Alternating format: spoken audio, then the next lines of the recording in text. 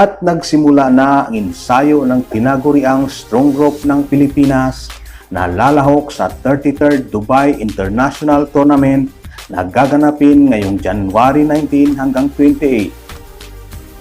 Ang naturang kupunan ay pangungunahan ng former NBA champion at 8-time All-Star at ang number 1 overall pick ng 2004 na si Dwight Howard. Kasama si former Gilas Pilipinas naturalized player na si Andy Blatz at ang former NBA player na si Andre Robertson at si Mackenzie Moore na kasama din sa lineup ng Strong Group noong nakaraang taon. Ang Dubai International Tournament ay ginaganap taon-taon sa United Arab Emirates. Noong nakaraang taon, ang Strong Group na kinabibilangan ni former NBA player backman Nick Young at Shabazz Muhammad ay nagtapos lamang bilang quarter finalist.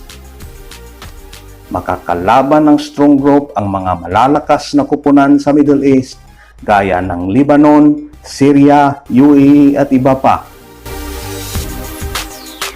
Hangad ng ating Strong Group head coach Charles Yu na makuha ang championship title ngayong taon.